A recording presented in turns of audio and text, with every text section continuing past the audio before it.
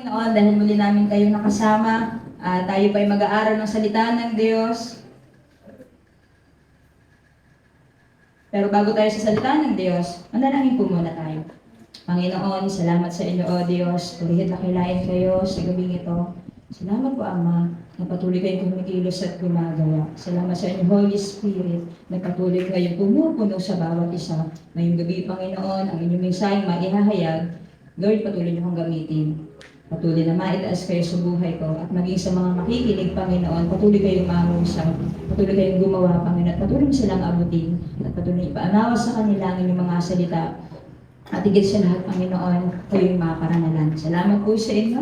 Sa inyo, O Diyos, lahat ng papurit masasalamat. Sa pangalan ni Jesus. Amen. Salamat po sa Diyos sa gabing ito. Salamat po sa patutuon ni Sister Jing, Sister Danica, nakakapagpalakas kayo ng loob namin na talagang kahit anong pinagdadaanan nyo or kahit anong pinagdaanan nyo, alam po ninyo kung bakit kayo naririto dahil ang Diyos na nagtagumpay sa inyo. Pinagtagumpay kayo ng Panginoon at may plano pa ang Diyos para sa inyo. Amen po. Maging sa bawat isa sa atin, hindi lang po sa kanila.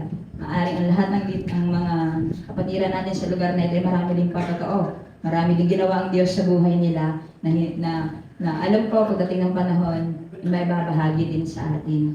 At ang pinakamaganda doon, ang maibahagi nila yung kabutihan ng Diyos sa buhay nila. Amen po. Tayo pong lahat ay tumayo bilang paggalang po sa salita ng Diyos. Buksan po natin ang ating Biblia sa aklat po ng Lucas sa chapter 2 verse 10. Sa aklat ng Lucas chapter 2 verse 10, katagpuan na po ba ng bawat isa? Amen. Amen po. Sabi dito ay natagpuan na po, ay sabay-sabay nga po natin basahin. Pero sinabi sa kanila ng anghel, huwag kayong matakot dahil naparito ako upang sabihin sa inyo ang magandang balita na magbibigay ng malaking kagalakan sa lahat ng tao. Amen. Sa pa po, pero sinabi sa kanila ng anghel, huwag kayong matakot dahil magandang balita sa inyo, huwag kayong matakot dahil naparito ako upang sabihin sa inyo magandang balita na magbibigay ng malaking kagalakan sa lahat ng tao. Salamat po sa salita ng Diyos. Makakaupo na po ang bawat isa. Salamat po sa Panginoon. Ang ating pag-aaralan ay patungkol doon sa kapanganakan ng Panginoong Hesus. At kaya nga tayo nagdiriwang ng Kapaskuhan ay dahil sa Kanya na ipinanganak sa mundong ito. Amen po. At ang pagbabasa sa ating teksto ay magandang balita yung hatid ng mga anghel doon sa mga pastol at na magdudulot sa kanila ng kagalakan. Tayo po ba kapag nakakarinig tayo ng magandang balita ay nagagalak po ba tayo? Or graduate na ako. Lapit ng graduation ko. Sinagot na ako. Ganon. Yun, katulad ni Sister Jing, magkakaanak na ako. Isang magandang balita na kung saan ang dulot sa atin ay kagalakan. Kumbaga, saan kayo nakarinig ng isang magandang balita na nalungkot yung nakapakinig? Nakapasa ako. Nalungkot naman yan. Hindi po ba? Kapag nakakarinig tayo ng magandang balita, ang laging dulot ito sa atin ay kagalakan. Masaya tayo. At nakikisaya tayo doon sa balitang narinig natin kahit hindi tayo yung nakatapos, kahit hindi tayo nagdiwang ng ganitong bagay, kahit hindi sa atin nangyari, ay talaga nakikigalak tayo sa balitang iyon. At dito po sa ating pag-aaralan sa aklat ng Lucas, ito po yung tagpo na kung saan ay ipinanganak ang Panginoong Hesus sa Bethlehem.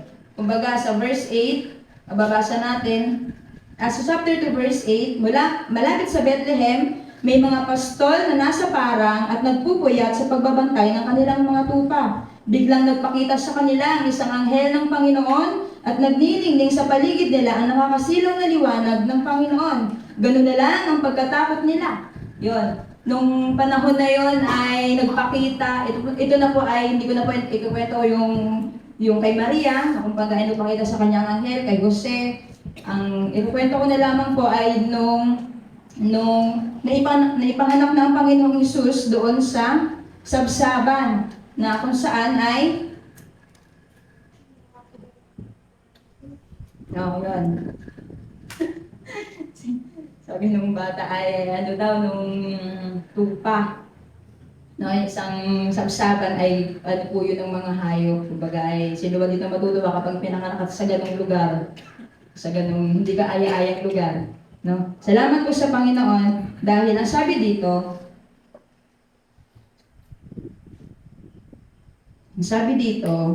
ay biglang nagpakita sa kanila ang isang anghel. Noong panahon po na ipinanganak ang Panginoong Hesus ay may mga nagpapastol, mga nagpapastol ng tupa na kung saan ay gabi. Ibig kong sabihin ay wala naman dito sa atin na nagpapastol ng gabi, hindi po ba? Talaga namang umaga. At dahil nga ipinanganak ang Panginoong Hesus ay biglang may lumitaw na mga anghel, isang grupo ng anghel na kung saan ay sinabi doon sa mga pastol na may hatid kaming balita. At nung nakita ng pastol na nagniningning, bigla silang pabagay, parang natakot po sila. Kasi po, syempre po, sa kadiliman ng gabi, bigla ka makakita ng isang liwanag na kung saan ay hindi mo naman maintindihan kung ano yung nakita mo. At bigla nagsalita sa iyo, may hatid ako isang balita, magandang balita. Alam ng mga anghel na matatakot yung mga pastol, kaya unang sinabi ay huwag kayong matakot. May dala kaming magandang balita na magdudulot ng kagalakan sa lahat ng tao. At ang sabi doon, kung mababasa natin sa verse 11, sapagkat isinilang ngayon sa Bethlehem, sa bayan ni Haring David, ang inyong tagapagligtas, ang Kristo na siyang Panginoon. Ang sabi ng anghel. Binigyan sila ng palatandaan. Alam po ninyo, nung panahon na yon, na kung saan ay ang nagahari, nung ipinanganak ang Panginoong Hesus ay ng panahon ngayon, ang emperador ng Roma na si Augustus ay gumawa ng utusan na dapat magpatala ang lahat ng mamamayan. Kaya naman napunta sa sabsaban sina Maria at si Jose dahil wala nang matuluyan. Dahil lahat ng mamamayan ay umuwi sa kanilang bayan upang magpadala. Yung kumbaga nag-register, yung census na tinatawag. Alam po ninyo yun sa panahon natin ngayon. At sobrang punuan na. Kaya naman wala nang space, wala nang ibang pwedeng matuluyan sina Maria at si Jose, kundi doon na lang sa sabsaban, na kung saan ay, kung i-imagine po ninyo, no, sino yung ipapanganak? Ang Panginoon. At saan siya ipapanganak? Sa isang sabsaban. At kung mapapansin po natin, parang hindi deserve ng Panginoon yung ganong kalalagayan, hindi po ba? Isa siyang Diyos na makapangyarihan sa lahat, kayamanan ng langit, na kung saan ay magliligtas sa tao, pero yung kapanganakan pa lang niya ay magpapakita sa atin ng kababaang loob. Sa pagkapanganak pa lang ng Panginoong Hesus, hindi siya nag-demand na sa magandang lugar ako may ipapanganak. Ganito dapat ang mga kasama ko, hindi mga wanang hayop. At imagine natin yung kulungan ng hayop ay hindi naman talaga kaaya-aya ang amoy nun. Hindi po ba? At sabi doon ay bakit nga ba ang sabi ng anghel sa mga pastol ay ang balitang maririnig nila ay magdudulot ng kagalakan. Ano bang klaseng kagalakan ito? Ano bang meron sa taong ito na bakit kagalakan ang magiging dulot sa atin, sa lahat ng tao? At ang sabi doon, sapagkat isinilang ngayon sa Bethlehem, sa bayan ni Haring David, ang inyong tagapagligtas. Alam po ninyo, noong panahon na yon, ang mga tao ay naghahanap talaga ng magliligtas sa kanila. Pero ang hindi nila alam, kasi nga sabi nila, akala ko pa naman ikaw yung magliligtas sa amin. Ang minimi nila na magliligtas ay yung sa mundong ito, kumbaga ay sa naghahari noong panahon na yon. Sa panahon ng Roma, akala nila ay yun ang magliligtas. Hindi nila alam na ang magliligtas sa kanila ay Diyos, na kung saan ang kaligtasan na sinasabi ay yung kaligtasan mo sa kapahamakan. Yung kaluluwa mo ay maliligtas. Kumbaga, eternal life ang magkakaroon ka. At ang sabi pa doon ay nagbigay sila ng palatandaan upang makilala nila yung tagapagligtas na kung saan ay nakabalot ng lampin, nakahiga sa isang sabsaban na karga-karga ng kanyang ina.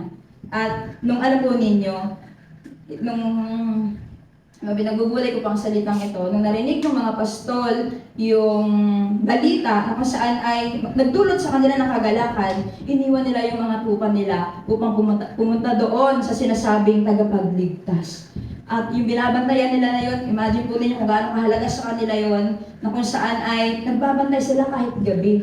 Kumbaga ay hindi, kumbaga ay mahalaga sa kanila yung binabantayan nila, pero alam po ninyo na narinig nila yung isang magandang balita na talagang nagdulot ng kagalakan sa kanila sa lahat ng tao. Iniwan nila yon at pumunta sila doon sa sabsaban. Base doon sa palatandaang ibinigay sa kanila ng anghel at alam po ninyo, ang ginawa nila, sabi doon, pagkatapos magsalita ng anghel, biglang nagpakita ang napakaraming anghel at sama-sama silang nagpuri sa Diyos. Yung nagpakita sa kanila ay talagang nagdiwang sa kapanganakan ng Panginoong Hesus at nagpupuri sila. At ang sabi doon, purihin ang Diyos sa langit. May kapayapaan na sa lupa sa mga taong kinalulugdan niya. Yun po yung isang magandang balita na ipinahayag sa kanila. Kaya salamat po sa Panginoon dahil dumating po ba sa atin ang magandang balita? Amen. Amen. Salamat po sa Panginoon. At ang balitang alam ko lang hanggang ngayon ay magandang balita pa rin ay yung ipinanganak ang Panginoong Hesus dito sa lupa, namatay at muli nabuhay. Siya yung isang magandang balita, 2,000 years ago na ang nakalipas na hanggang ngayon magandang balita pa rin. Na kapag ka pinagbulay mo, hindi kukupas. Kapag nakarinig ka na isang magandang balita, ilang araw lang, ilang linggo lang, wala na. May panibagong magandang balita na naman. Tatakpan at matatakpan. Kaya sabi ko sa Panginoon, salamat sa inyo dahil kahit kailan hindi pumupupas ang inyong salita. Yung magandang balita na aming natanggap, totoong nagdulot sa amin ng kagalakan.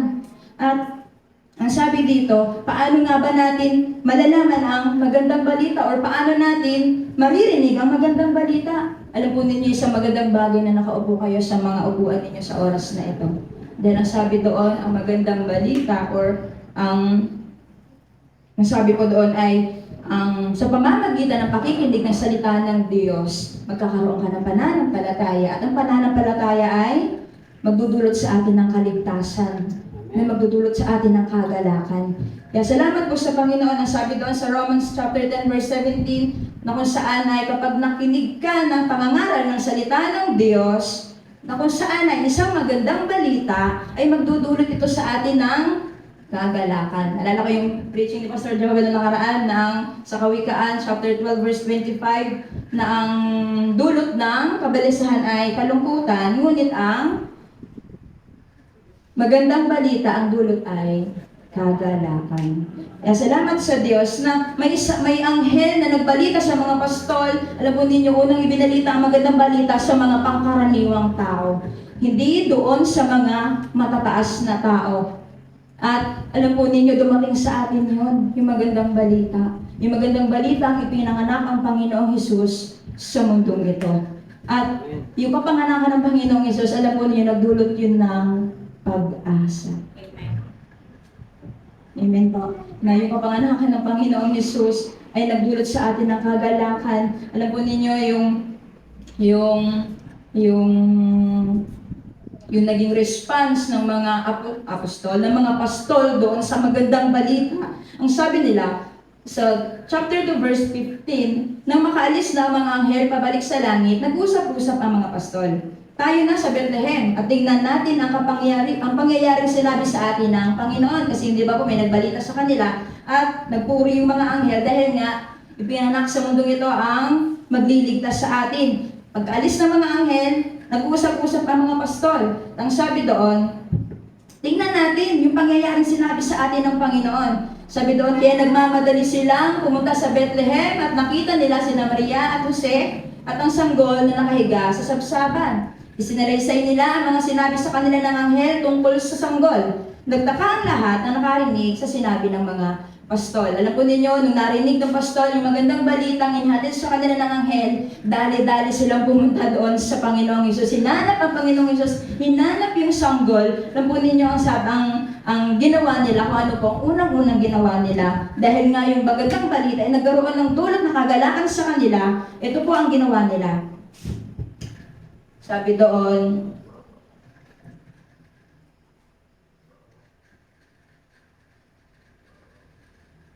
doon, ay, bumalik sa parang ang mga pastol na labis ang pagpupuri sa Diyos. Dahil sa lahat ng kanilang narinig at nakita na ayon nga sa sinabi ng anghel. Kumbaga, ang naging dulot sa kanila ng magandang balita ay nagpuri sila sa Diyos. Alam po ninyo, kaya tayo nakapagpupuri sa Panginoon dahil unang-una narinig natin ang magandang balita. Amen. Narinig natin yung magandang balitang dulot ng kapanganakan ng Panginoong Hesus. At yung epekto sa atin ng magandang balita, ano ba epekto sa atin ng magandang balita? Yung nagpupuri ka sa Diyos, sabi doon sa verse 14, may kapayapaan na sa lupa. Nagkaroon tayo ng kapayapaan, hindi po ba? Nagkaroon tayo ng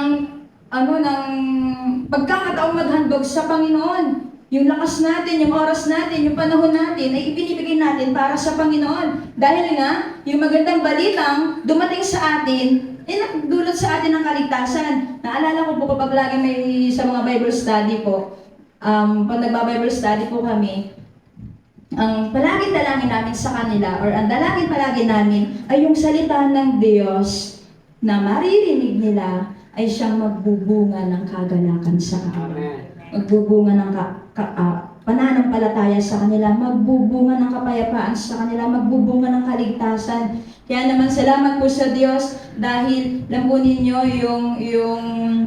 yung kagalakang dulot ng kapanganakan ng Panginoong Hesus ay nararanasan natin hanggang sa panahon natin ngayon. At alam po ninyo, yung Kapaskuhan na ating pinagdiriwang ay hindi ito nakabase sa mga bagay na meron or wala tayo. Nakasanayan na lang po natin na kapag dumarating ang Pasko, masaya tayo kapag may natatanggap. Masaya tayo kapag binibigay sa atin kung ano yung gusto natin, kung ano yung hiling natin. At masaya tayo, kumpleto ang pamilya, masaya tayo, malusog tayo, walang sakit. Hindi po ako nagsasabing hindi tayo maging masaya sa bagay na yon. Pero alam po ninyo, ang unang-unang dahilan kung bakit nagkakaroon tayo ng kagalakan, dahil isinilang sa mundong ito ang Panginoong Hesus, na siyang dahilan na nagdiriwang tayo ng Kapaskuhan. At maalala ko lang nung nakaraan na kung saan ay affected nga ng ESF ang mga baboy. Yan, bidang-bida sila, yung mga baboy na yan. At sabi naman ng isang, sabi ng isang babae na sa harapan yata yung nakapila kami sa gamot kasi yun, pipilang sila. Grabe mo, ito ganyan-ganyan, wala ng baboy. Ang lungkot ng Pasko. Ang nalungkot ako doon sa sinabi niya na yun. Ang baboy ba yung pinanganak? Ang baboy ba yung dahilan ng Pasko? Ang lungkot ng mga baboy, walang karne. Ito, ang laki ng problema nito. Walang karne, walang Pasko, malungkot. Parang ako po'y nalungkot para sa Panginoon. Kasi gano'n na lang talaga yung magiging dating ng Pasko kapag wala kang karne, wala kang material na bagay. Alam po ninyo, napasagot po talaga ako. Alam po ninyo, ang Panginoon po ang dahilan kung may Pasko. Sabi ko, kumano, saya rin naman. Alam mo, as po, meron pa ako nasaktan po para sa Panginoon. Gano'n na lang po yung tingin ng tao sa pagdiriwang ng Pasko na hindi ka masaya pag wala kang ganito. Na hindi ka masaya kapag hindi nangyari sa iyo ito. Dumaan ka sa pandemya, dumaan ka sa pagsubok, nakakalungkot sobra. At wala akong dahilan para ipagdiwang ang Pasko.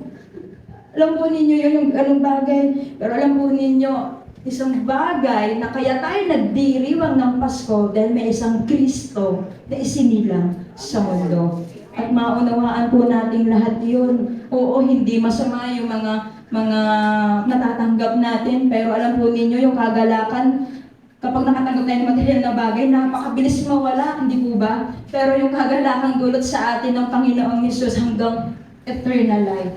Hanggang Sabi nga ni Pastor, yung blessing na matatanggap mo sa lugar na ito, sa mundong ito, kakapiranggot lang yan. Kumpara doon sa matatanggap mo pagdating ng araw. Kaya salamat po sa Panginoon na talagang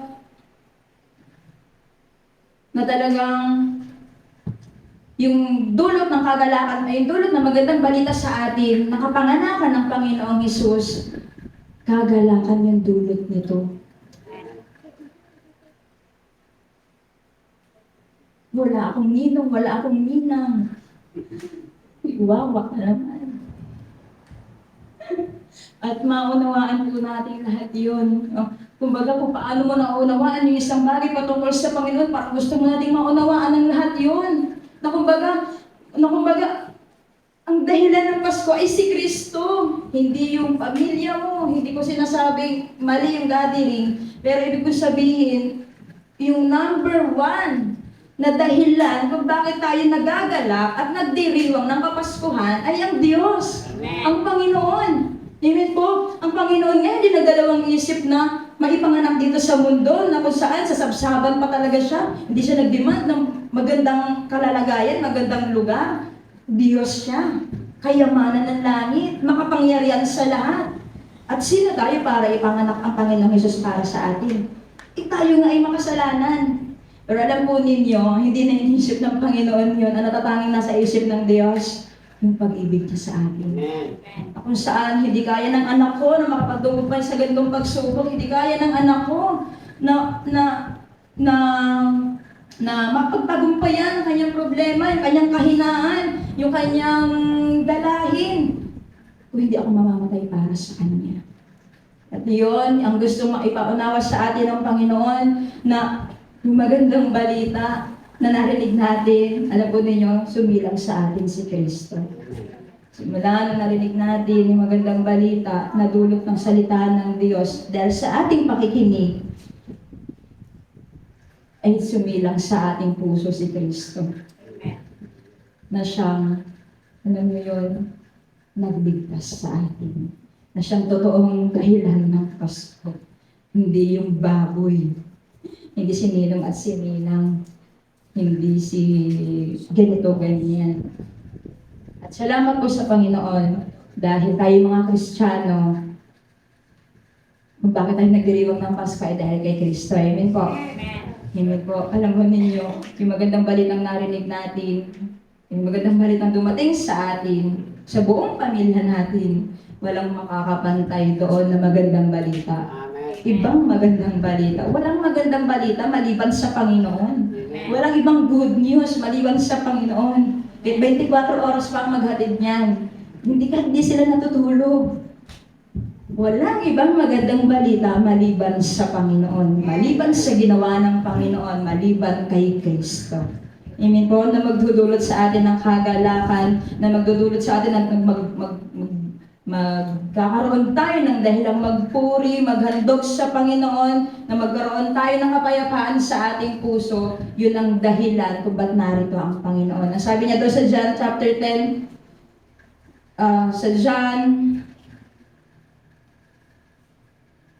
sa John 14:27, ang sabi doon, ay kapayapaang iniiwan ko sa inyo. Ang kapayapaang ito ay hindi katulad ng kapayapaan ng mundo. Na kahit magulo ang paligid mo, hindi magandang nangyayari sa iyo, ang kagalakan may nagmumula dito. Mula sa loob, palabas. Amen. Na kadalasan kaya tayo masaya, chillax lang, kalmado, walang problema.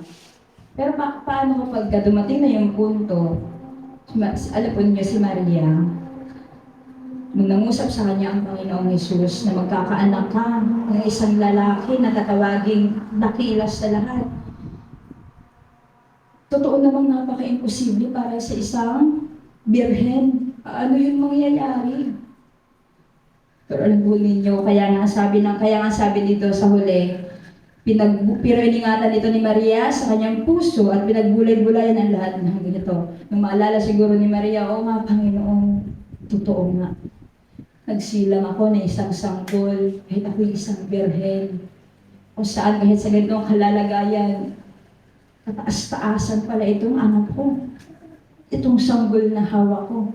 Kumbaga, napaka-imposibleng mangyari yun sa atin, literally, sa mundong ito, at hindi na kailanman mauulit yun.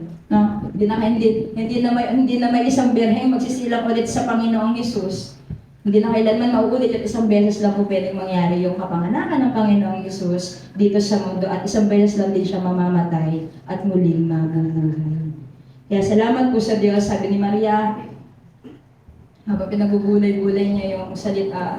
Kasi imagine, may dumating ng mga pastol para magpuri doon sa Panginoon. Hindi naman alam ng mga tao yung nangyayari sa kanya. Pero ang anghel ang nagpahayag doon sa mga pastol, pangkaraniwang tao lang tayo. Yung pastol ay pangkaraniwang tao lang din. Pero dumating sa kanila yung kagalakan at yung magandang balita, dumating sa atin yung magandang balita bilang pangkaraniwang tao. Alam ninyo, naging anak na tayo ng Diyos.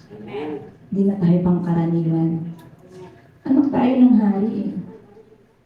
Anak tayo ng kataas-taasang Diyos. No? Salamat po sa Panginoon na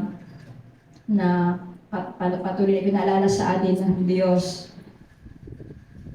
kung bakit nga ba may Pasko, kung bakit nga ba tayo nagdiriwang, kung bakit yun, alam mo yun, nalulungkot ang Panginoon sa nangyayari sa mundong ito na kung saan hindi na siya yung sentro ng Pasko. Yung ikaw yung may birthday, pero hindi ikaw yung sentro ng pagdiriwang. Pwede ba yun? Alam mo, may birthday. Ay, yes, nila dito lahat. Tapos ako hindi pinapansin, ako may birthday. Tapos diriwang. Pwede ba yun? Parang sa Panginoon, siya yung may birthday. Pero ang lahat ng tao, busy sa kung anong bagay, hindi sa Panginoon. Hindi. Gets nyo yun? Kapag may birthday, tapos asaya-saya nilang lahat doon, kung sino-sino nagkukwento. Tapos ikaw, na celebrant, hindi pinapansin. Ba't ba nandun yung mga nakikikain lang yun nakikimartes lang, gano'n. Alam po ninyo yun, pagdating sa Panginoon, siya talaga dapat yung pinagtutuunan natin ng pansin. At totoo nga, hindi nga talaga dapat tayo ang may regalo Di po ba? Napansin po ninyo, kapag Pasko, ang expected natin makatanggap tayo ng regalo. Hindi naman ko may birthday. Ang Panginoon. Pero alam po ninyo, tayo, mga nakakilala sa Diyos, nakakilala na po tayo. Dahil dumating sa atin ang mabuting balita, ang magandang balita na kung saan ay isinilang sa atin si Kristo na magdudulot sa atin ng kagalakan, kapayapaan, pagpupuri sa Panginoon, yun ang magiging sanhi ng ating kagalakan Di ba po kapag makarinig ka ng magandang balita, unang-una ginagawa mo, papakanta-kanta ka pa. Alam mo ninyo yun, kapag kami narinig kayo sa magandang balita, tatalon-talon ka pa. Kasi nga, magandang balita yung narinig mo. Good news yun. Pero pagdating sa Panginoon, magandang balita yung narinig natin sa Panginoon na magiging dulot nito ay pagpupuri sa Diyos. Pagpupuri sa Panginoon sa kataas-taasan. Kaya ang Panginoon sa mundong ito, kumbaga sa ating lahat na nagdiriwang ng Kapaskuhan, si Kristo ang sentro. Amen. May handa ka man o wala, may spaghetti ka man, sa kanila pansit, sa iyo, salad. Yung iba may fruit salad pa. Yung iba wala, kape lang, tinapay. Parang kalungkot din yun. Parang yung kabase na minsan sa handa. Ay, mamulaos din yan, malipas din yan. Alam po niya, ay wala naiisip na ganito, dumaan sa pandemya, gano'n. Alam mo ninyo, meron man o wala, totoo meron tayo, si Kristo. Si Kristo na nagdulot ng kagalakan sa lahat ng tao. Huwag natin ibabase yung kagalakan natin doon sa paligid na meron tayo. Ibase natin yun dito na natanggap. Sino tayo para panahanan ng Panginoon? Ang banal ay naninirahan sa banal. Sino tayong makasalanan para manirahan sa atin ng Panginoon? Para isilang sa atin ang Panginoon. Matitingnan natin, hindi tayo karapat-dapat. Pero dahil sa ginawa ng Panginoon, nilimot ko yung kasalanan mo, pinatawad kita, lumapit ka sa akin, 1 John 1:9, kung lalapit ka sa akin, magsisisi ka ng totoo, tapat, tanggapin kita. Ito niya yung ginawa sa atin ng Panginoon ay hindi maihintulad sa mga bagay dito sa mundo na magdudulot sa atin ng kagalakan. Ako namatay sa iyo doon sa krus. Sa halip na ikaw, inako ko. Sabi nga ni Pastor Joel, ay sino ba naman ang magkakautang na magpe-presenta ka? Ako na lang magbabayad. Eh, hindi naman si Pao yung may utang. Pero dahil sa Panginoon, sa laki ng pag-ibig ng Diyos sa atin, yung kanyang buhay, kahit na napaka-ano lang po ang buhay ng Panginoon dito sa mundo, payak. Yun, napaka-simple. Pero alam po ninyo, nagagawa niya yung kalooban ng Diyos. Alam po ninyo, at simpleng tao lang tayo. Sa tulong at biyaya ng Panginoon, makagagawa tayo ayon sa kalooban ng Diyos. Magagawa natin kung ano yung gusto ng Panginoon para sa atin. At salamat po sa salita ng Diyos na napag-aralan natin ngayong gabi, patuloy na pinaalala sa atin ng Panginoon, ay yung kagalakan ay nagmumula yung dito palabas. Hindi yung mula sa labas paloob. Kasi madaling mawala yun. Pero yung kagalakan na meron tayo dulot ng mabuting balita na hinatid sa atin ng mga anghel, na hinatid sa atin ng Panginoon na hanggang ngayon ay mabuting balita pa rin at kahit kailan, ilang libong taon pa lilipas, ang mabuting balita na dulot ng Panginoong Hesus ay mabuting balita pa rin. Mabuting balita sa lahat ng tao. Sa lahat ng kinalulugdan niya. Kaya nga po, salamat sa Panginoon sa gabing ito na nagkati po ng bawat isa sa atin, unang-una dahil kay Kristo. Kaya tayo nagkakilala ay dahil kay Kristo. Kaya tayo nagpupuri ay dahil kay Kristo. Kaya tayo nakakaawit, nakakasamba, nakakahandog sa Panginoon ay dahil siya yung unang handog para sa atin, mga kapatid ko sa Panginoon. Bago natin ibigay ang anumang bagay na meron tayo sa Diyos, siya yung unang nagbigay sa atin. Amen po. Siya yung unang naghandog. At hindi lang basta handog, yung buhay niya, yung mismong handog para sa atin. No? Kaya salamat sa Diyos, yung handog, alam niyo yun, hindi mo birthday pero makakatanggap ka ng regalo. Anong kagalakan mo? At ang nagbigay ay ang Panginoon. Amen. Sino dito ang magsasabing wala kang natanggap? Lahat tayo ay natanggap si Kristo. Si Kristo na nagdulot ng kagalakan sa atin, na nagdulot kung bakit tayo nagdiriwang, nakikisaya tayo, nakikigalak tayo dahil may isang Kristong isinilang sa mundo na nagdulot ng kaligtasan sa lahat ng tao. Mahirap man tayo, hindi tayo sa mundo ito. Pero niregaluhan tayo ng Panginoon. Ang regalong yun ay buhay niya. At tayo bilang niregaluhan ng Panginoon, ay magbabalik ng papuri para sa Kanya. Amen. Amen po. Salamat po sa salita ng Diyos. Si Kristo ang dahilan kung bakit tayo nagdiriwang. Si Kristo ang dahilan kung bakit tayo may pag-asa. Makakatuwa yung mga katotoo nila na talagang hindi sila hinayaan ng Panginoon. Kung sa kaliwa, ay sa kaliwa ka na lang. Hindi ganun. Ang Diyos yung ating direksyon. Ang Diyos yung ating patutunguhan. Ang Diyos yung ating kagalakan. Ang Diyos ang ating kapayapaan. Ang Diyos yung naghandog ng buhay para sa atin ay magsisilbing ano po? Ang Diyos nagbigay ng buhay sa atin. Ang dulot nito ay isang buhay na ganap at kasiyasiya. Hindi sa mundong ito, kundi sa piling ng Panginoon. No, isa kang mahalagang nilalang sa harapan ng Diyos. Na kung saan mas gugustuhin niya pang ibigay ang buhay niya para sa iyo kaysa ikaw yung magdusa. Kaya yung Kapaskuhan, ating pinagdiriwang, hindi patungkol sa Christmas light, sa Christmas tree, sa exchange gift. Hindi naman ganito yung binigay ko, ba't ganito yung natanggap ko? 100 yung ang tanggap ko, 300 yung binigay ko, kalugi-lugi. Masama-sama sa loob. Ayun po nang sumali sa sunod. Mga kabatid sa Panginoon, hindi tayo ganyan na mga lingkod ng Diyos. Dahil ang unang-unang nagdiriwang tayo, mga kapatid, si Kristo. Hindi mo may birthday, pero ikaw ang nirigaluhan. Amen? Amen? Amen? Salamat po sa Panginoon. Ibalik natin yung sentro ng selebrasyon doon sa celebrant mismo. Sa nagse-celebrate mismo. Salamat sa Panginoon, sa mga kapatid ko na andito talagang kahit malayo yung mga taga Mena de Oro ay talagang nagsikap na pumunta sa lugar na ito at maging mga taga-kaligtasan, taga-sagana. Walang bagay na pwedeng, alam niyo, na pwedeng maging dahilan kung bakit hindi ka magpuputi sa Panginoon. Umulan man, hindi, malayo man, malapit, ito lang ang bagay na ibibigay ko sa Diyos kumpara sa ibinigay niya sa akin. Amen. Hindi po ba? Hindi ito sayang. Yung pag-upo natin, wala pa sa 2 oras, hindi yan sayang. Hindi yan nawawala ng kabuluhan sa Panginoon. Isang handog yan sa Panginoon. Amen. No? Isang pagpupuri yan sa Panginoon na naglalaan ka ng panahon para sa Kanya. Yung mga pastor nga, nung narinig yung magandang balita, pinuntahan ng Panginoon. Kaya yung tayo, narinig natin ang magandang balita na kung saan namatay si Kristo para sa akin. Sinilang pala si Kristo para mamatay para sa akin. Anong gagawin natin?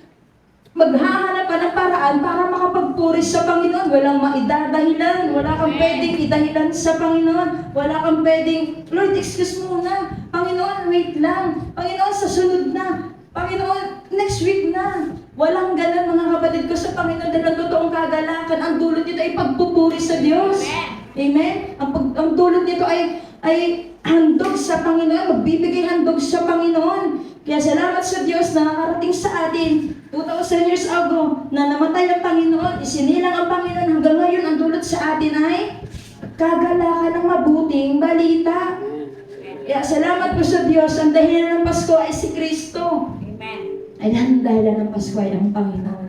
Alam niyo, kapag nagdiriwang tayo ng Kapaskuhan at ang sentro ng ating pagdiriwang ay ang Panginoon, nagagalak ang Diyos. Gusto niyo bang nagagalak yung nagdiriwang? Gusto niyo bang nagagalak yung may birthday? Kapag kami nagdiriwang ng isang kaarawan, gusto mo magbigay ng isang regalo, at pag binuksan niya, matutuwa siya.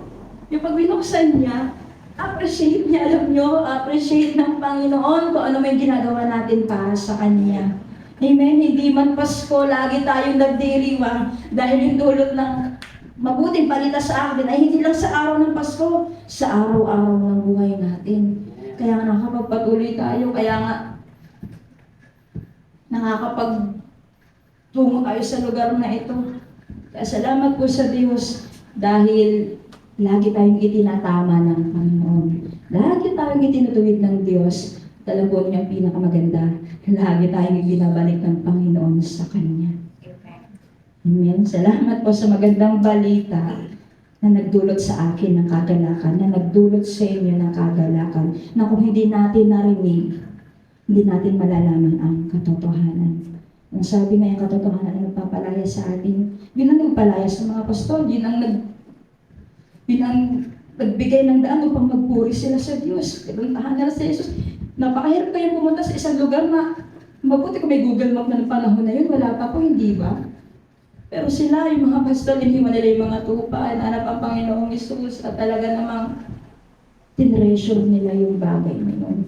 Nasa dami-dami ng taong pwedeng mapagsabihan ng mga anghel na sa pangkaraniwang tao unang sinabi. Amen? Kaya alam nyo, hindi tayo kawawa, bagkos pinagpala. Amen. Amen. Salamat po sa salita ng Diyos at patuloy tayong dinadala ng Panginoon doon sa ano ba dapat ang gagawin natin? Ano ba dapat? Sino ba dapat? Ang sentro, ang Panginoon lang. Amen. Salamat sa Diyos sa gabing ito. Patuloy tayong tuloy tayong magalak. Patuloy tayong magpuri sa Panginoon dahil kakaiba yung dulot ng magalakan sa atin ng mabuting balita. Salamat sa Diyos po lahat ng papuri. Pinabalik ko po kay Pastor Joel. Kapag mong sasabihin.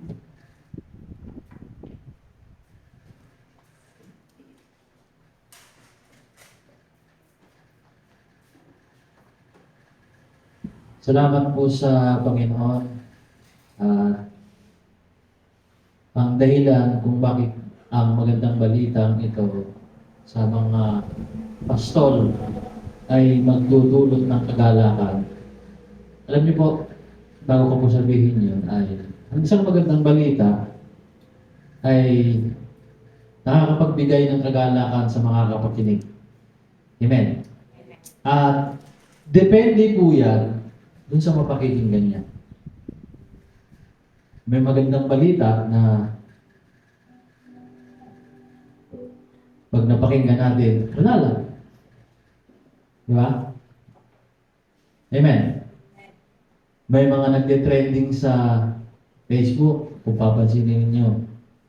Pag yan ay pinanood ng iba, halimbawa, hindi sa generation natin ng mga millennial, ay halimbawa, mga katulad nila Brother Dan, ay naku lang. Papanood niyo po sa kanila yan. Yan? Yan na yun? Wala yan. Pero pag sa atin, ako, puro share yan. Di ba? Kaya, depende po yan sa klase ng magandang balita na ating mapapakinggan. Alam niyo po, yung magandang balitang binabanggit dito ay, sabi doon ay magdudulot ng kagalakan sa lahat ng tao. Well, katulad ng sinasabi ko po sa inyo kanina, depende yan sa magandang balita. Kasi yung mga magandang balita na sa ibang tao, hindi para sa kanila, ay hindi, wala lang yan. Di ba? Meron naman magandang balita doon sa iba, talagang apektado siya doon. Amen. Amen.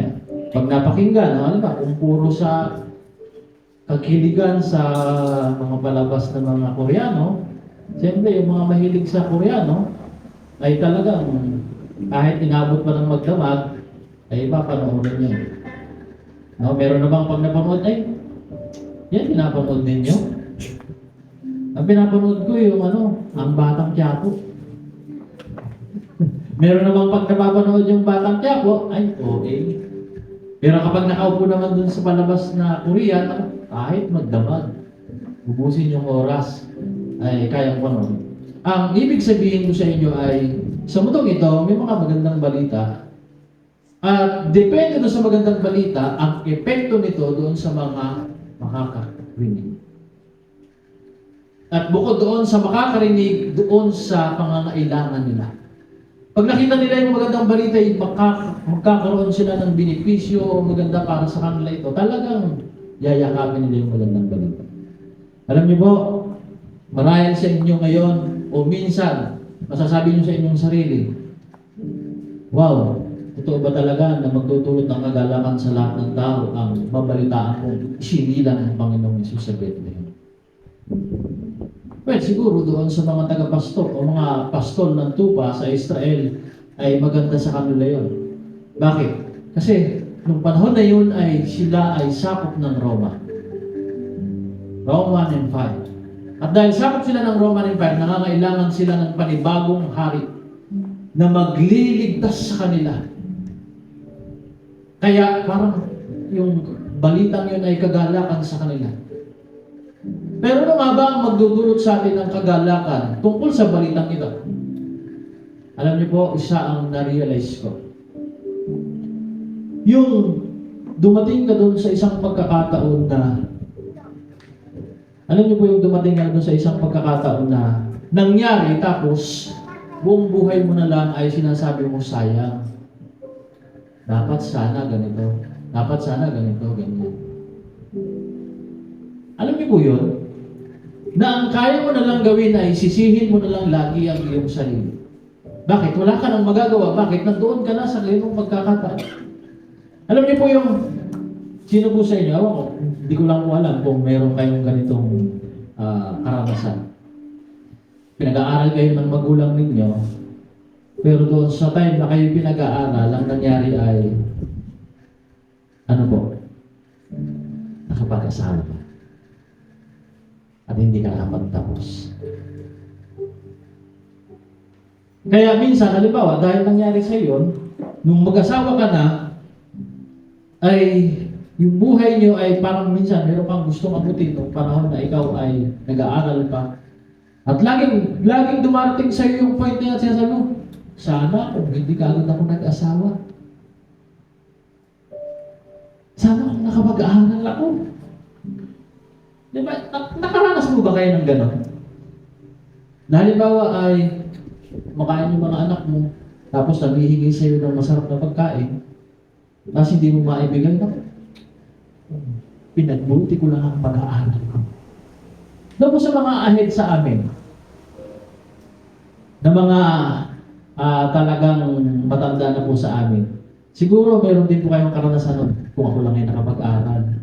Hindi kayo ganyan. Di ba? Di ba? Meron po tayong ganong karanasan. Nadala-dala na lang natin habang tayo nabubuhay.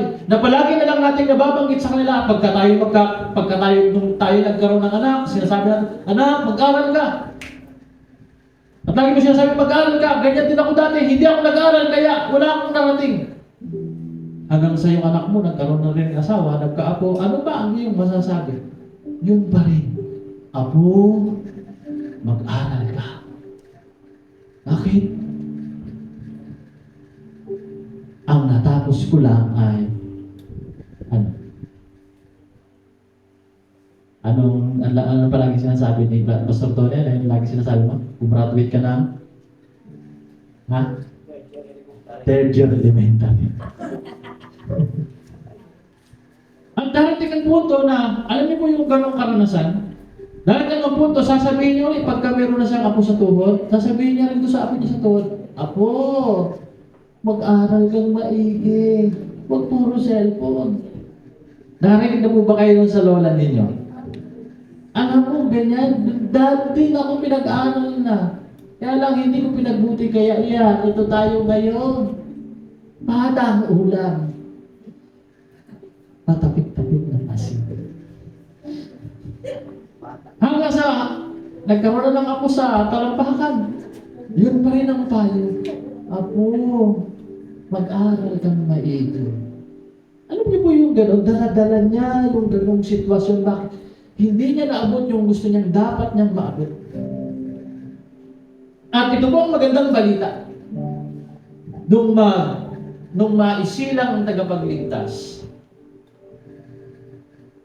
pag dumating sa point ang hangganan ng buhay mo sa mundong ito, hindi puro pagsisisi ang iyong masasambit. Bakit? Dumating ang Panginoong Jesus sa araw na ito para magdulot sa iyo ng magandang pag-asa. Kahit patay ka na, wala ka na sa mundong ito, yung kaluluwa mo hindi pag-alagala dyan sa tabi-tabi at hindi nananahimik. Di ba? Sino po sa inyo nakarinig ng gano'n? Dahil sa pinatay, pauwi lang ng bahay, dala-dala ang bigas, doon pinatay. Kaya ang sabi ng mga matatanda, ay hindi nananahimik ang kaluluwa niya hanggat hindi siya nabibigyan ng katarungan. Diba mga ganon? Marami po kung makikita nyo lang po yung point ng buhay na inialok sa atin na ang tagapagligtas ay dumating sa mundong ito para sa atin ito'y kagalakan, ito'y magandang balita.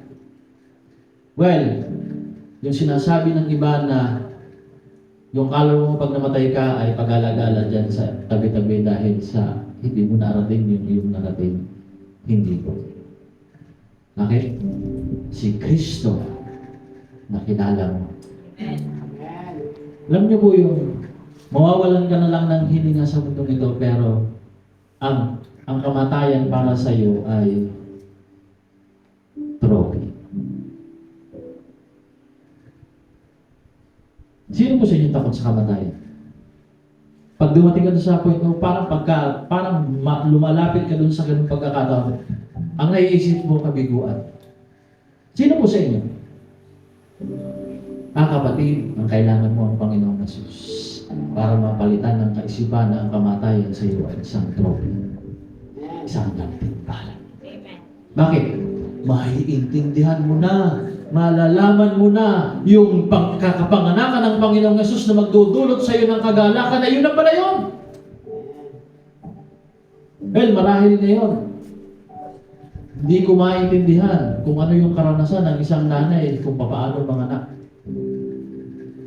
Pero ang iba sa inyo, halimbawa, mga kabataang babae, pagdating ng panahon, maiintindihan nyo rin kung paano kayo inirin ng inyong nanay. Bakit? Naranasan nyo rin. Ganon din po sa Panginoon. Dahil sa ngayon, kakaunti yung kakayanan ng ating kaisipan at puso kung anong sinasabing dulot ng kagalakan ng pagdating ng Panginoong Hesus sa atin. Pero isang tiyak, kapag nandoon ka na sa point na yun, hindi ka magsisisi. Wala kang pagsisisihan. Dahil may mga taong hindi kinilala ang Panginoong Hesus na ngayon, buong buhay nila ang ginagawa na lang nila. Pinagsisisihan nila. Dapat, sana. Bakit? Nakabuo na ng kanta. Bakit? Sana. Alam mo po ba, kung sino ang sisisihin ng taong hindi tumanggap kay Kristo Jesus at hindi naniwala sa magandang balita na dulot ng pagdating ng Panginoong Hesus sa mundong ito, hindi po ang Panginoong Hesus. Bakit? Makikita niya ng kanyang dalawang mga mata. Wow! Ito yung tinanggihan ko eh. Alam niyo po yung turo ng tao na yun? Hindi pa ganun sa Panginoon. Pag ganito, ako kasi ang dahilan, tinanggihan. Sa impyerno daw po, sabi ng isang preacher, ito po ako magtatapos para mangilangan sa bawat isa, para magkaroon tayo ng realization. Doon daw po sa lugar ng kabiguan, o impyerno, yung punong-puno ng kabiguan, kahirapan. Hindi daw po ang magpapahirap sa atin doon ay ang apoy. Well, ano po magpapahirap sa atin doon? Yung torture sa isip. Ano po yung torture sa isip? Yung araw at gabi nandoon ka nagsisisi. Sana hindi ko pinalagpas. Sana pinakinggan ko. Sana tinanggap ko na. Ang kailangan ko lang naman ay maniniwala. At sasabihin ko, sana.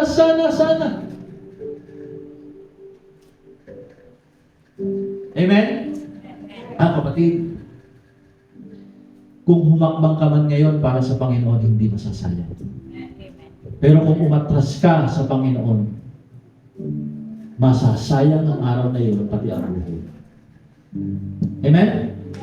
Tayo lahat ay tumayo. Gusto ko pong manalangin sa bawat isa sa atin. Ngayong Pasko, ang pinakamagandang tanggapin po natin ay yung encounterment sa Panginoong Hesus. Yung talagang makatagpo mo ang Panginoong Hesus, hindi lamang sa simbang gabi ito, sa revival na ito. Kundi, yung bang, sige nga po gawin natin yan. Tumayo po kayo ng maayos dyan. Asik niyo po ng kaunti yung upuan. Sige, asik niyo lang ng kaunti. Kaunti lang po yung kaya niyong humakbang ng ganito. Sige, bago tayo manalangin. Asik kayo, atas kayo. Atas din kayo. Paano kayo makakakbang?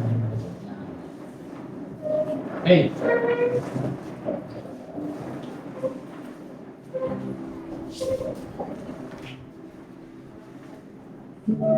Ito ba gusto mangyari ng Panginoon sa atin? Doon sa tagpo ng buhay natin, na kahit magsisi ka pa, kahit pa maraming sana, bakit panghihinayang ang gawin mo, wala na rin mangyayari sa iyo. Yun po ang ayaw ng Panginoon mangyari sa atin. Ngayon, bakit natin ito gagawin? Ang gagawin po natin ay hakbang tayo ng isang hakbang, pagkatapos ay mananalangin po ako sa iyo. At bakit kailangan natin humakbang? Ito po ay hakbang o parang tanda ng paghakbang ng kaseryosohan ng paglapit sa ating Panginoon. Na kahit na parang medyo nag-aalinlangan ka, paghakbang mo ay parang nahihila yung isang paa mo sa likod at dahil parang wala kang nararamdaman, wala kang convincing na nararamdaman sa iyong puso.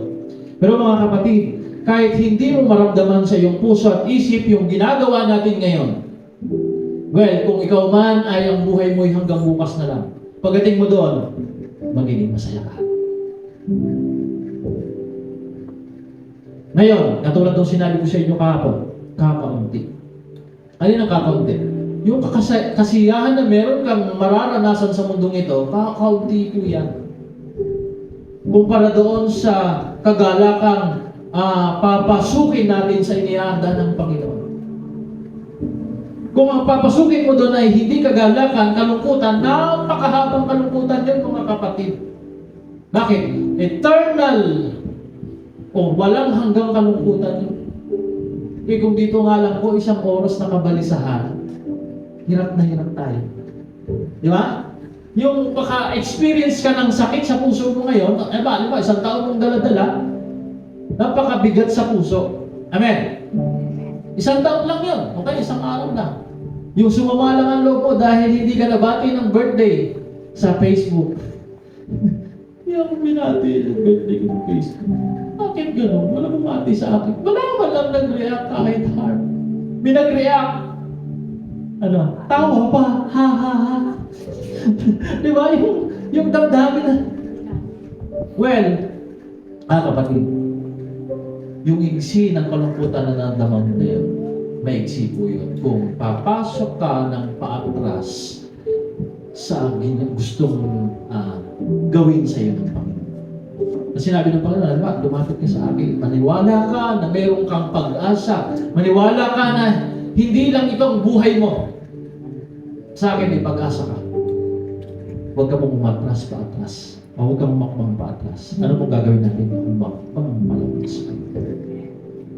Kahit wala tayong pag-asa, meron pa rin tayo talagang tunay na pag-asa. At kapag yun ang naging tugtungan natin, mga kapatid, sa buhay na ito, sa mundong ito, marahil makakaranas ka ng unti-unting tagumpay mula doon sa malaking tagumpay na mararanasan mo pagdating mo sa Panginoon. Alam niyo po, masaya. Masaya. Ako po ay, konting matotoo lang po, huwag lang po kayong mainit. Noong nakaraang buwan, kasi ang natungtungan ko lang po talaga after nung high school ako ay magtrabaho agad dahil panganay ako. Pagkatapos noon siguro mga kalahating taon, pagtapos ko magtrabaho, dinala na ako ng aking tatay sa headquarters natin sa sentro. Yung pinakang main natin ng Dorofit. At ano po gagawin ko? Mag-aral ng music at mag-aral ng pagpapastor. Na, nung nandito pa po ako, nakikita ko kasi kung paano sila magpastor, hirap na hirap yung buhay. Sa umaga, saging, sa tanghali, saging, sa gabi, saging. Eh, tama nga naman, puro saging talaga. Nung kinasal sila, sabi ng pastor, sa hirap at saging, hawa. Kaya, sabi ko sa sarili ko noon, mag-aaral ako. Ayoko magpastor, mag-aaral ako ng sekular. At nung makararang buwan, natutuwa ako at nagagalak ako sa Panginoon. Nung hindi ako umatras doon sa, kahit na nag-aalinlangan ako doon sa gusto ng aking magulang para sa akin, na gusto rin gawin ng Panginoon. Tinuloy ko pa rin, hinakbangan ko pa rin yung sinabi nila. Nag-music ako, basta naging pastor na ako. Alam niyo ba nito mga nakaraan, may nag-alok sa akin, mag-aral ka? Hindi na, pastor na ako eh. Pero na-enroll pa rin po ako sa PSET. Yan, kaklase ko po siya. Si Mr. Luz. At ikaw po ang nag-root sa akin ng kagalakan. Andun po ako sa acquaintance namin nung nakaraan sa Bansod at sa ka-intram. Sabi ko, parang akala ko noon, hindi ko na ma-experience ito sa college. Pero dahil nakatungtong ako doon sa hakbang patungo sa Panginoon, na may malaking tagumpay na galing sa Kanya at ngayon ay na-experience ko yung kaunting tagumpay sa mundo ito, natutuwa ako, gumagawa ang Panginoon. Na yung hindi ko nararating ay nararating ko. Yung ibang mga lugar na dapat na hindi ko nararating kung ako'y nag-fix na lang doon sa isang focus na gusto kong mangyari sa buhay ko, siguro hindi ko yung mararating. Pero salamat sa Panginoon, pinili kong hakbangan yung gustong mangyari sa akin ng Panginoon. At dahil doon, kahit meron mang konting kabiguan, pero para sa akin ay hindi na rin kabiguan yung pagpapalay. Bakit? Lumapit ako ng totoo sa Panginoon. Kaya, ngayon ay mananalangin po ako sa inyo. Sige nga po, humakbang tayo, pumikit tayo, tapos humakbang. At sabihin natin sa ating sarili, Panginoon, itong hakbang ko na ito. Pag humakbang ako ngayon, papalapit sa inyo ng isang hakbang. Alam ko, may nag-aantay sa akin ng malaking tagumpay na inihahanda nyo para sa akin. At yung malaking tagumpay na yun ay may magandang epekto habang ako'y nabubuhay sa mundong ito. Na kahit para sa akin ay kaunti lang yun, nakaranasan, pero Alam ko magdudulot sa akin ito ng kagalakan gaya ng pagdating ng Panginoong Jesus na magdudulot ng malaking kagalakan sa lahat ng tao. At buong buhay ko, habang buhay ako, nabubuhay ng walang pinagsisisihan. Bakit? Isang malaking kagalakan ang pagdating sa akin ng Panginoon. Sige nga, humakbang tayo. Hallelujah. Praise you, Jesus. At sabihin mo ngayon, gabi, sabihin mo, Panginoon, maraming salamat. Gusto ko pong magpakilala kayo sa akin sa pamamagitan ng paghakbang kong ito. Sige kapatid, ikaw lang yan ng Panginoon. Kaya mong mangusap sa iyo ngayon ng Panginoon mula dyan sa isip mo at sa puso mo. Mananalangin po ako sa inyo habang kayo nandiyan ngayon sa paghakbang nyo yan. At sinasabi niyo sa Panginoon, Lord, kausapin niyo po ako ngayong gabi. Ipakilala niyo po ang inyong sarili sa akin. Hallelujah. Praise you, Jesus. Sige mga kapatid, konting panahon at oras lang ito. At susundan niya ng tagumpay.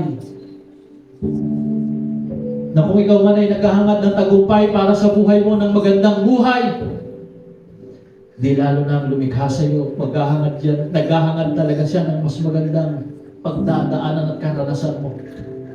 Naalis ka sa mundong ito nang hindi malungkot, nang hindi bigo. Alis ka sa mundong ito at sasabihin mo sa iyong sarili, meron akong tunay na pag-asa. In the name of Jesus. In the name of Jesus. In the name of Jesus. Sige, pasalamatan mo ang Panginoong Jesus. Panginoong Jesus, maraming salamat. Kayong nagdulot sa akin ng kagalakan. Salamat po sa inyo. Praise you, Jesus. Praise you, Jesus. Praise you, Jesus. Praise you, Jesus. Hallelujah. Praise you, Jesus. Diyan lang po kayo sa pwesto nyo. May lalapit po sa inyong mananalangin. Pastor Tony, Pastora Marie Chris. Sige, pag-pray po natin sila. Samahan po ni Sister Lucy, Sister Luz, at ni Sister Ami, Sister Winnie. Sige, manalangin kayo sa kanila na ng mga nandiyan kapatid natin sa Panginoon. Sister Aya, tumulong ka sa pananalangin. Sige, habang nandiyan kayo at naghahantay ng kapatid natin sa Panginoon na mananalangin sa inyo para magkaroon ng breakthrough sa inyong buhay, focus lang kayo sa Panginoon. Hallelujah. Praise you, Jesus. Hallelujah. Salamat po sa inyo, Panginoon. Praise you, Jesus. Praise you, Jesus. Praise you, Jesus. Salamat po sa inyo. Focus lang kayo dyan. Hantayin nyo lang ang kapatid natin sa Panginoon. Sige, Sister Emma, tumulong ka sa pananalangin sa ating kapatid sa Panginoon. Praise you, Jesus. Hallelujah. Hallelujah. Praise you, Jesus. Salamat po sa inyo. Hallelujah. Salamat po sa inyo, Panginoon. Hallelujah. Sige, nangungusap ang Panginoon sa puso nyo. Hallelujah. Praise you, Jesus.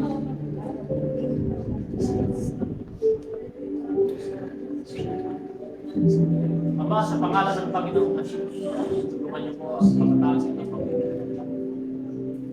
Maraming po siya hinahangan para sa kanyang sarili. Tayo sa Panginoon ang bagay. Ang kanyang hakbang na dapat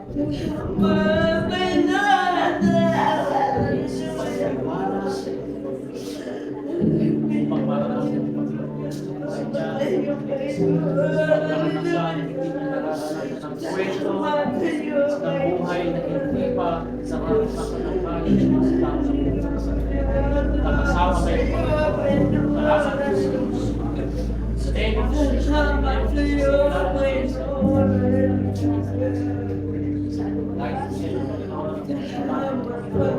tulungan niyo po sila Panginoon patuloy na magkaroon ng pagkakasa ng puso Panginoon. Kilala kayo sa kanila.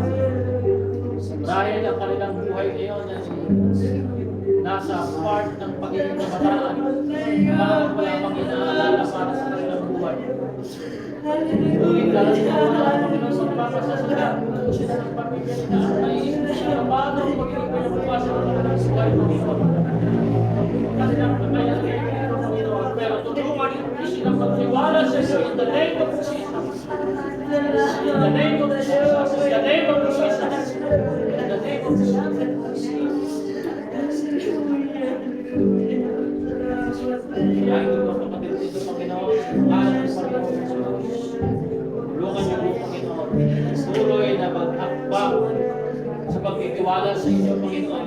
Kayo po patuloy na tumulong sa kanila na patuloy na maniwala na kasama nila kayo, Panginoon, o kasama sila kayo, Panginoon, sa kanilang mga pagsisikap, Panginoon. Kayo ang kanilang pwedeng hinga ng tulong, Panginoon, sa kanilang dinadaanan, Panginoon, sa kanilang tulungan niyo po sila, Panginoon. Kayo po, Panginoon, pilos at Panginoon. Pangalan ng Panginoon. Pangalan ng Panginoon.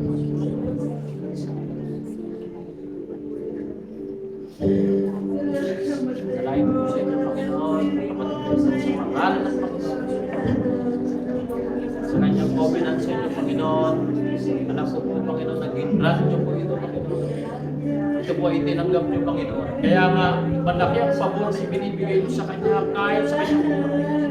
Kahit hindi niya pa naiisip, Panginoon, sabihin ng kanyang pangako para sa inyo, Panginoon. Nakita niyo na, Panginoon, na talagang siya ay magagamit niyo, Panginoon, para madakila ang inyong pangalan. Tulungan niyo po siya, Panginoon, ang kanyang pamilya. Sa lahat ng kanyang makakausap at makakasalamuha, ang ipagmamalaki at dadakilain niya yung inyong pangalan at ang inyong ginawa sa kanyang buhay, Panginoon. Palakasin niyo po siya in the name of Jesus. Lagi, Panginoon, palakasin niyo po siya in the name of Jesus. In the name of Jesus. In the name of Jesus.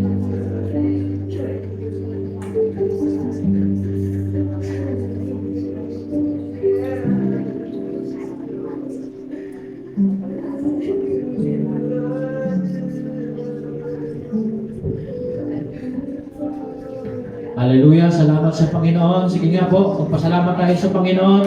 Hallelujah, sa kanyang papuri. Hallelujah, salamat po sa inyo, Panginoon. Salamat po sa kagalangan dulot ng inyong pagdating sa inyong ito, Panginoon. At ang mga taong walang pag-asa ay magkakaroon ng pag-asa dahil sa inyong ibinigay ng buhay, Panginoon. Maraming salamat, O Diyos. Kung meron man kaming dapat gawin sa aming buhay na ito habang kayo ay pinaniniwalaan namin, kasama namin, at habang kami nagtitiwalang nandiyan kayo, kasama namin na tumutulong sa amin, ay enjoyin ang bawat pinagdadaanan namin. Magsubok man yan, problema man yan.